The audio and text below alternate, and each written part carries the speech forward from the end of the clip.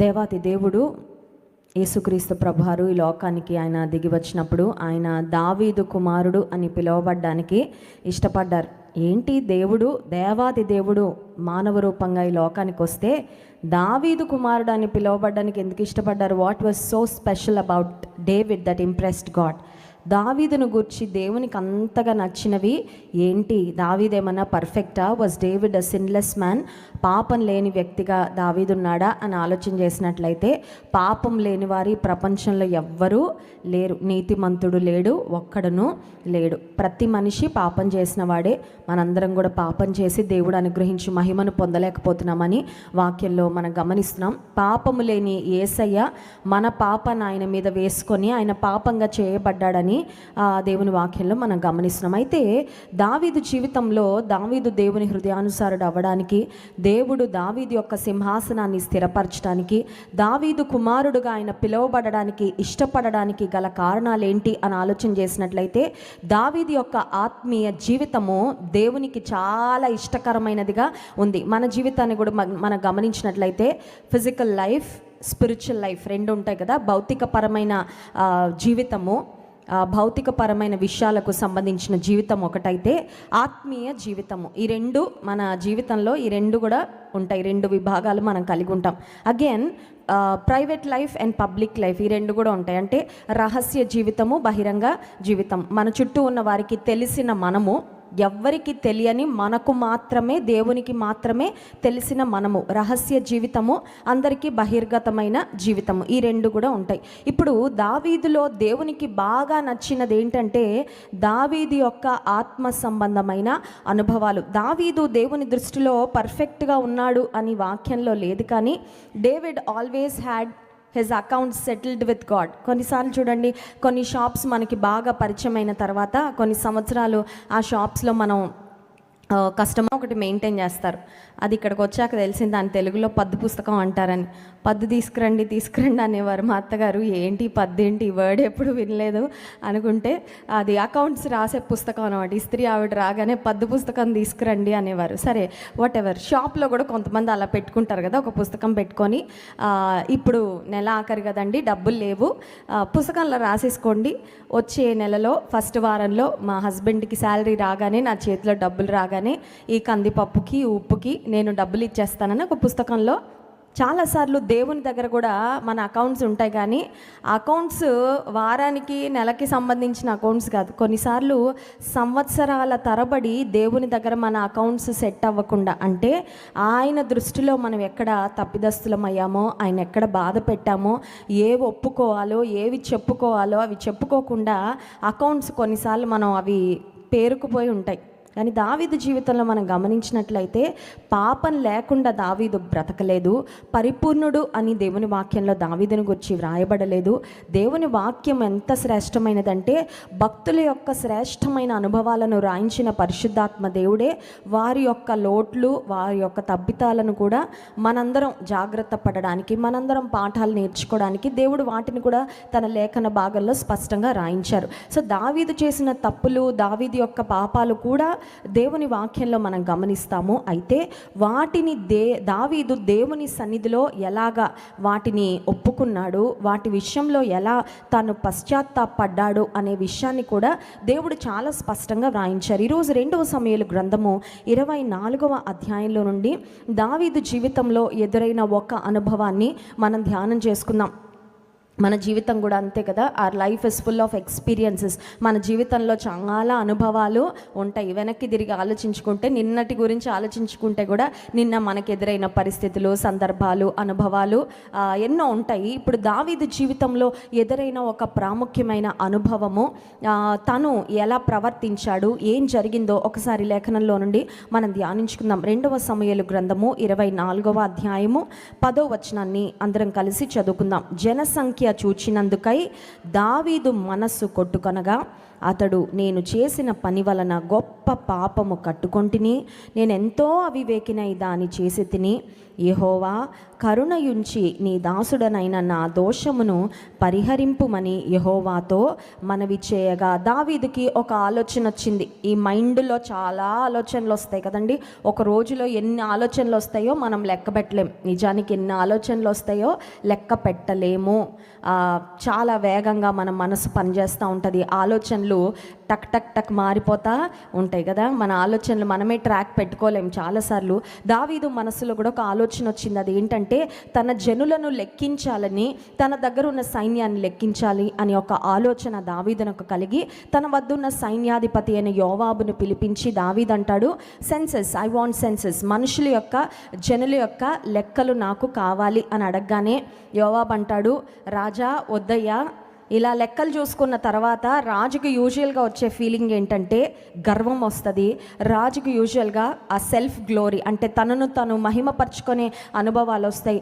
రాజా వద్దు అని చెప్పినప్పటికీ దావీదు తనకొచ్చిన ఆలోచనను బట్టి జనులను లెక్కించమని చెప్పిన తర్వాత జనుల యొక్క సంఖ్య, తన వద్ద ఉన్న కాల్బలం యొక్క సంఖ్య, ఇవన్నీ వచ్చిన తర్వాత ఇప్పుడు చేయాల్సిందంతా చేశాడు. అడిగినవన్నీ లెక్కలన్నీ తన దగ్గరకు వచ్చాయి.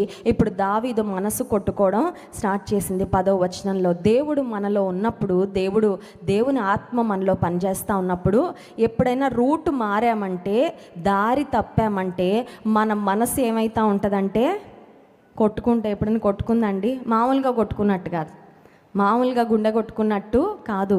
వి ఫీల్, అర్థమైపోతుంది మనకి, నేను తప్పు చేశాను, ఒక తప్పుడు ఆలోచన నాకు వచ్చింది, ఒక తప్పుడు పని నేను చేశాను, దేవునికి అవిధేయంగా నేను ప్రవర్తించాను అని మనసులో మనకి తెలిసిపోతూ ఉంటుంది. దావీదుకు ఆ గ్రహింపు వచ్చేసిందండి.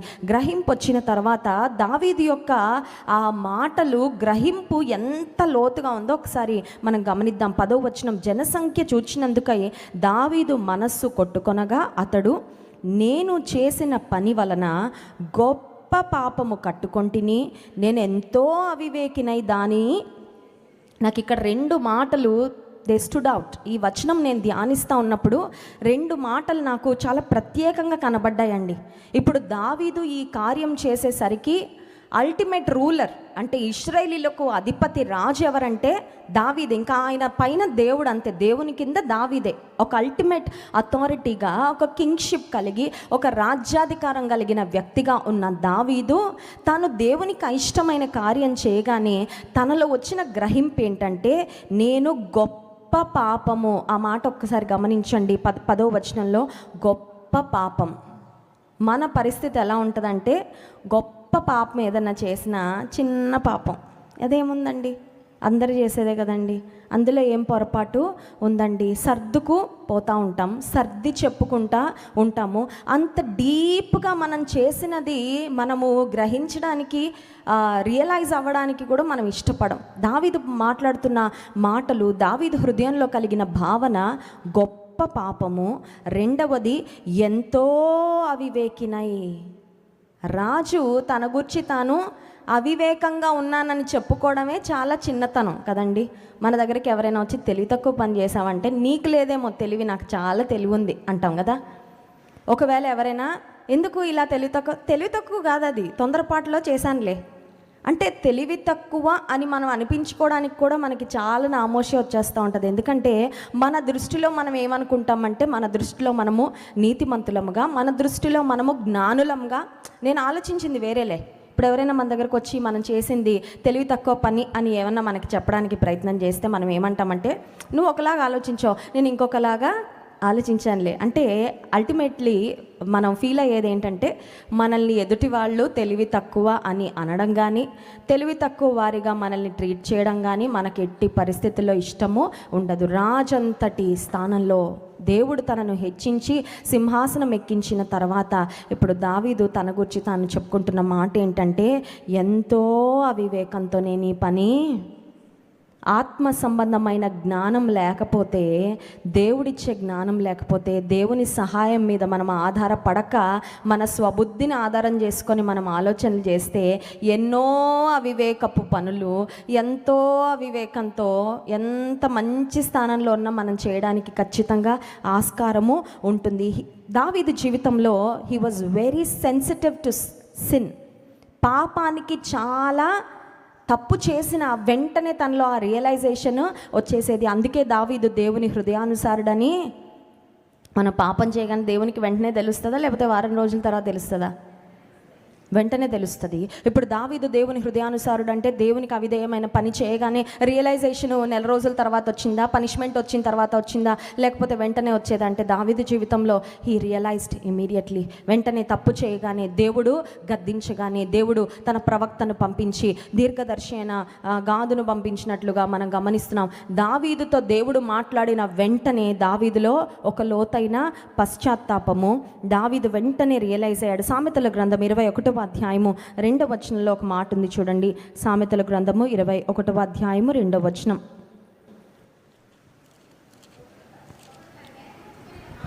ఒకడు తనకు ఏర్పరచుకొనిన మార్గము ఎట్టిదైనను తన దృష్టికి అది న్యాయముగానే. సామెతలండి ఇవి జీవన సూత్రాలు కదా. ఒకడు తన దృష్టికి తనకు ఏర్పరచుకొనిన మార్గము తన దృష్టికి న్యాయంగానే కనబడుతుందంట.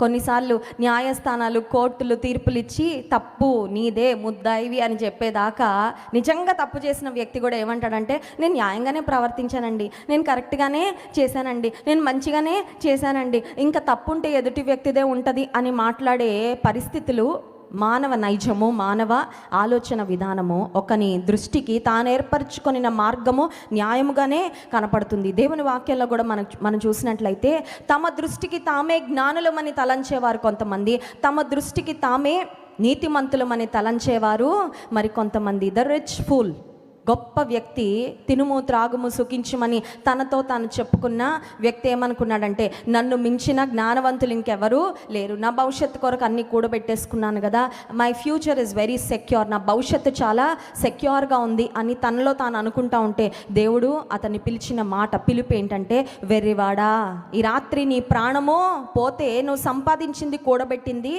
ఎవరి పాలవుతుంది? మానవ జీవితానికి గ్యారంటీ లేదు. మనం కొన్నిసార్లు చాలా జ్ఞానవంతులం, ఎంత అద్భుతమైన ఆలోచనలు, ఎంత అద్భుతమైన తలంపులు తలస్తూ ఉన్నానంటే ఈ బ్రెయిన్ ఆగిపోవడానికి క్షణం పట్టదండి. ఈ ప్రపంచంలో జ్ఞానవంతులు ఎన్నో పరిశోధనలు చేసిన వాళ్ళ బ్రెయిన్లు ఆగిపోలేదా?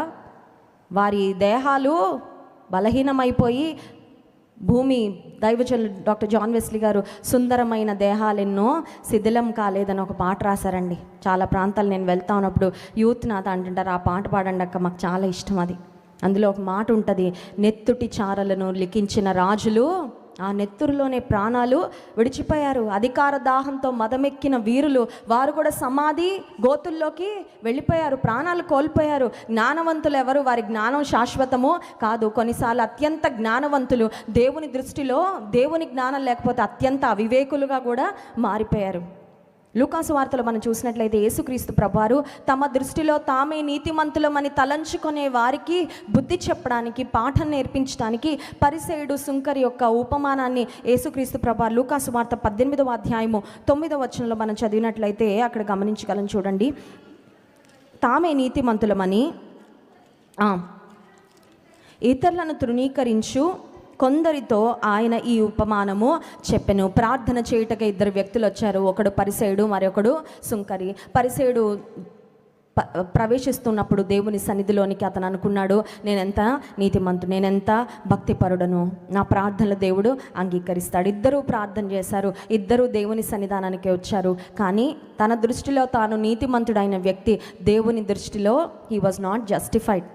అక్కడ మనం చూసినట్లయితే 14వ వచనం, అతని కంటే ఇతడు నీతిమంతుడుగా తీర్చబడి తన ఇంటికి వెళ్ళనని మీతో చెప్పుచున్నాను. మన దృష్టిలో మనం ఎలా ఉన్నామో కాదండి, దట్ డజంట్ కౌంట్. అసలు అది లెక్కలోకే రాదు. దేవుని దృష్టిలో ఎలా ఉన్నామో అది వస్తుంది లెక్కలోకి. ఇంకొక మాట కూడా చెప్తాను, మన దృష్టిలో మనం ఎలా ఉన్నామో లెక్కలోకి రాదు, మనుషుల దృష్టిలో మనం ఎలా ఉన్నామో కూడా లెక్కలోకి రాదు. దేవుని దృష్టిలో మనం ఎలా ఉన్నామో అది వస్తుంది లెక్కలోకి. What counts is how we are in the sight of God. What we are in the sight of God. దేవా, నీ దృష్టిలో ఎలా ఉన్నానా అది చెప్పయ్యా నాకు. నీ దృష్టిలో నేను సరిగ్గా బ్రతికే కృప నాకు ఇవ్వు. నీ దృష్టిలో నేను నిజమైన భక్తి చేయాలి. నీ దృష్టిలో నేను యథార్థంగా ఉండాలి. ఒకవేళ మనుషులు తృణీకరించినా పర్వాలేదు, ఒకవేళ మనుషులు నీకు అసలు భక్తి లేదు అన్నా పర్వాలేదు, వాళ్ళకి అలా అనిపించినా, ఒకవేళ మనుషులు వెర్రివారు అన్నా పర్వాలేదు, నీ దృష్టిలో నేను యథార్థంగా నమ్మకంగా దైవికమైన జ్ఞానంతో సాగితే నాకు అది చాలు. తామే నీతిమంతులమని తలంచుకుంటూ దేవుని చేత తృణీకరించబడిన పరిసయుడు గూర్చి యేసుక్రీస్తు ప్రభువారు ఉపమానంలో చెప్పి, do not think that you are justified. నీ దృష్టిలో నువ్వు నీతిమంతుడు అని అనుకుంటే నీతిమంతుడవు అయిపోవు. దేవుని దృష్టిలో నీతిమంతులుగా తీర్చబడడం చాలా చాలా ప్రాముఖ్యము.